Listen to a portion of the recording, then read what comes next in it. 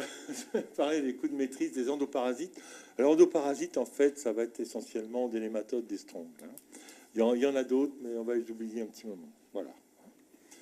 Donc, c'est issu d'un travail collaboratif entre plusieurs organismes, comme vous le voyez avec...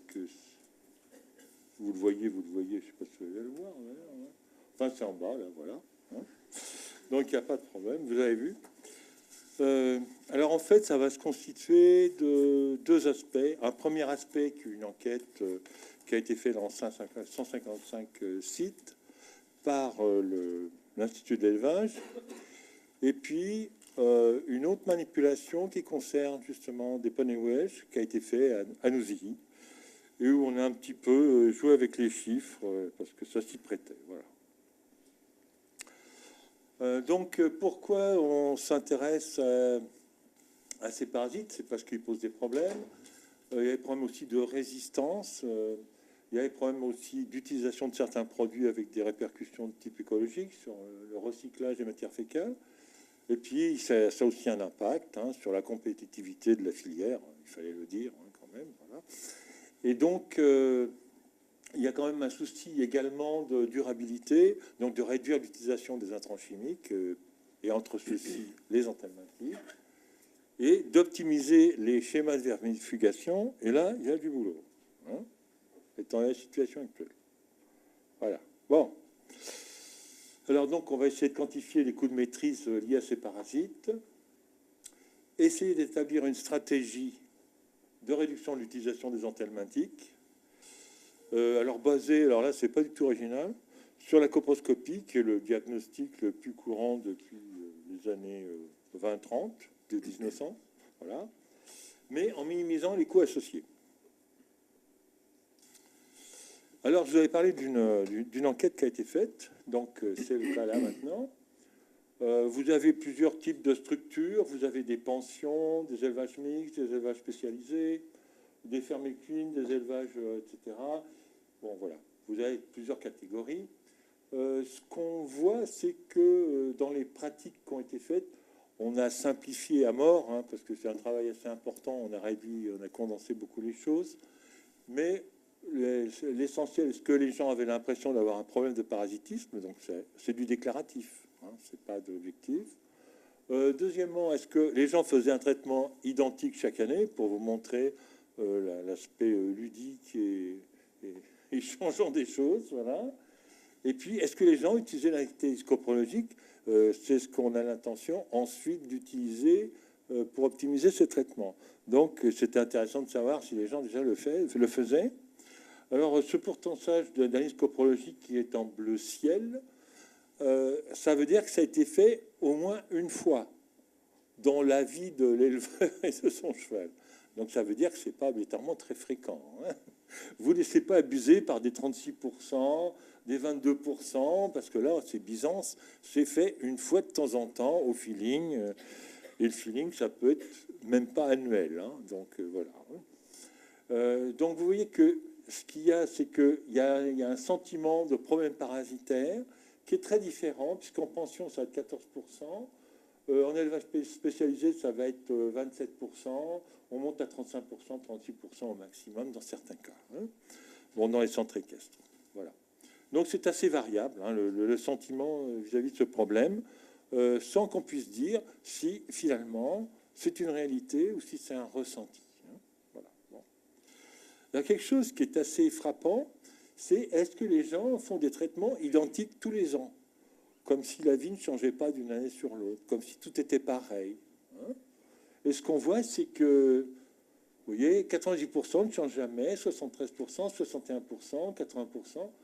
Donc, on n'est pas dans un cadre débordant d'imagination et d'innovation. C'est assez pépère, tranquille et calibré. Voilà. Que ça soit bien, que ça soit mal. Ça, c'est pas le jugement. C'est qu'est-ce qui se fait. Donc, vous voyez qu'il y a peut-être un peu d'innovation à faire, éventuellement. Voilà. Alors, il y a des pratiques à risque. Donc, c'est vrai qu'il n'y a pas trop de suivi vétérinaire là-dedans. Bien que souvent, pour l'éleveur de cheval, la relation avec le vétérinaire est bien meilleure que dans d'autres productions. Il y a simplement, on va dire, 19% des sondés qui demandent conseil à leur vétérinaire. Vous allez me dire, c'est peut-être pas grave, puisqu'ils font la même chose tous les ans. Donc, une fois qu'ils ont demandé, ils sont tranquilles pour très longtemps. Hein, voilà. Il y a un deuxième point qui est quand même un problème, c'est le recours à un nombre limité de molécules. Hein. Vous avez l'ivermectine et aussi un peu la moximétine qui monte en puissance. Mais vous avez un produit, l'ivermectine, qui est vraiment très, très, très majoritaire, et essentiellement d'ailleurs en automne, pour des raisons tout à fait justifiées d'atteindre les parasites dont je vous parle, mais aussi d'autres qui traînent, qui rôdent, qui attendent tapis dans leur coin. Et puis, alors que de façon assez surprenante, il y a une part importante du groupe des benzimidazoles. Hein, il y a plusieurs noms, il y a plusieurs produits, enfin, etc. Mais c'est la même action, c'est le même mode d'action et tout ça. Et on s'aperçoit que quand même que c'est pas très efficace. Alors là, c'était mis 88%. Là, on pousse un peu. C'est peut-être pas tant que ça quand même, mais je pense que 80%, c'est tout à fait exact. Donc c'est assez marrant de voir qu'on utilise encore très très fréquemment, sans contrôle, ni avant ni après d'ailleurs, un produit qui 8 fois sur 10 va pas marcher. C'est assez drôle. Enfin, j'ai un sentiment d'humour qui est peut-être pas partagé. Voilà. Et donc, il y a des observations, alors qu'on a fait sur Nousillé, sur les poneys Welsh.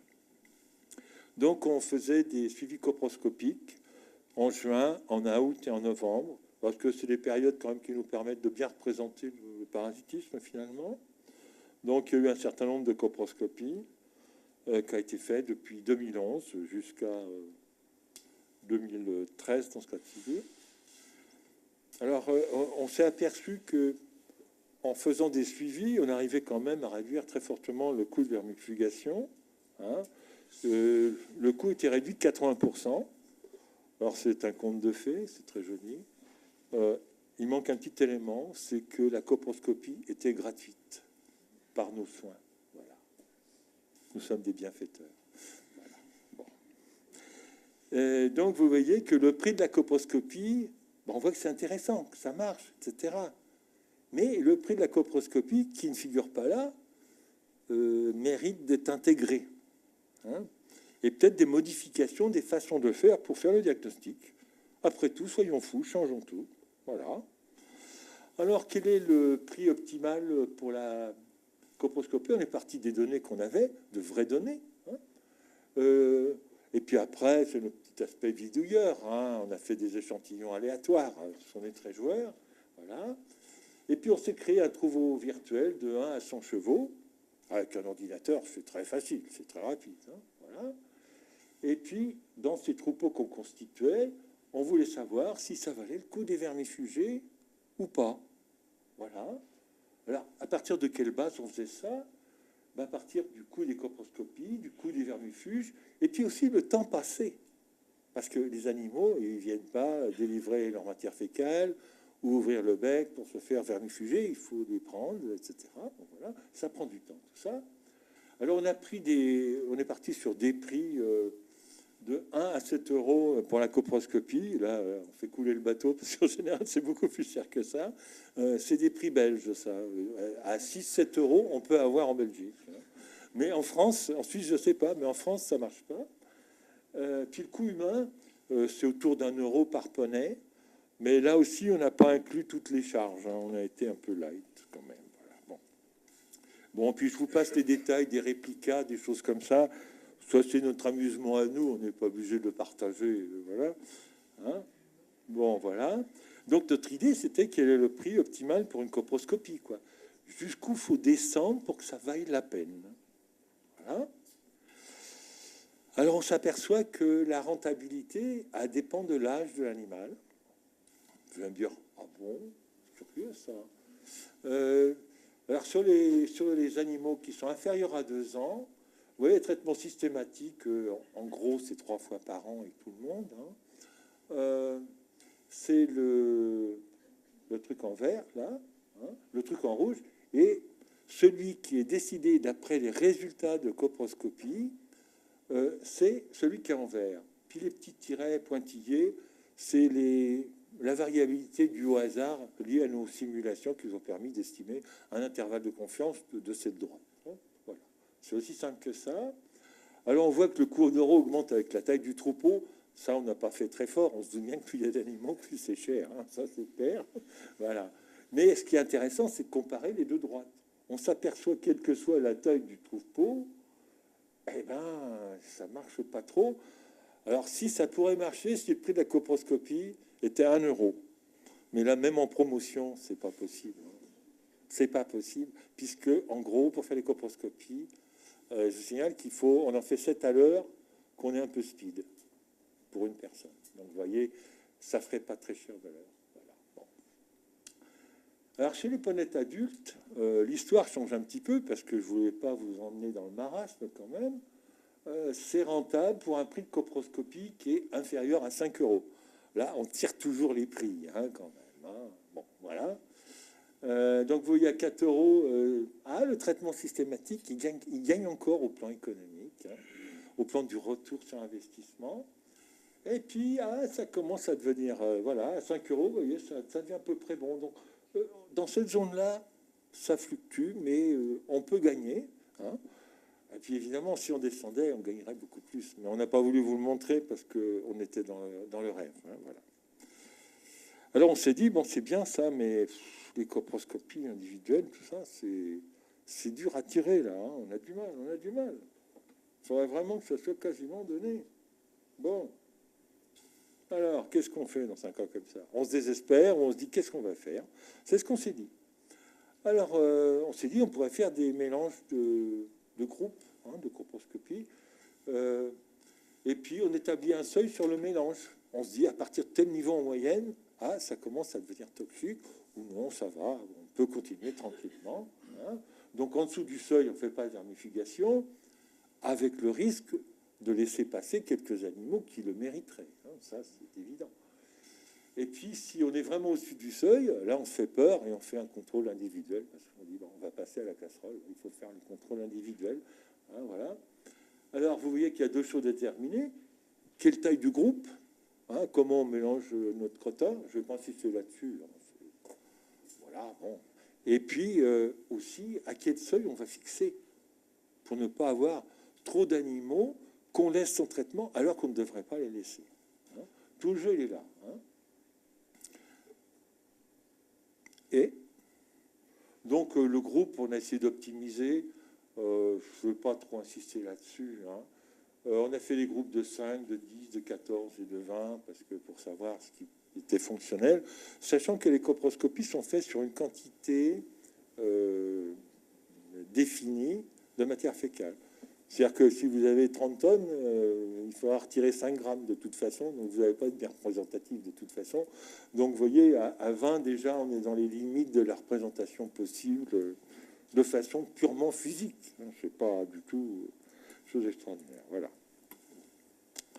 Alors, on vous présente ce qui a marché le mieux. Hein. Ce qui était moins bien, je ne vous montre pas. Hein. C'est-à-dire, ce qui marche bien, c'est les groupes de 5 et de 10. Vous allez me dire, tant mieux, moins il y en a, mieux ça vaut.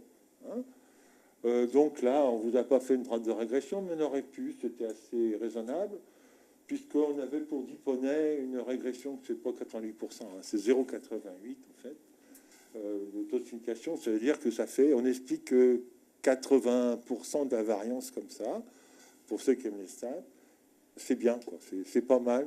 En biologie, c'est quand même très correct. Hein. On ne peut pas demander beaucoup plus. Hein. Voilà. Bon. Donc, par le groupe, on estime bien la valeur moyenne. Hein. Et donc, on a fait beaucoup d'économies, puisque s'il y a un troupeau de 50, avec ce qu'on a prélevé, 5 ou 10, on arrive à prédire ça. C'est quand même une très grosse économie. Hein. Donc, on avait les problèmes de mélange, mais bon, comme on a les problèmes de mélange au-dessus de 10 poneys, c'est peut-être pas la peine. Hein. Voilà. Hein.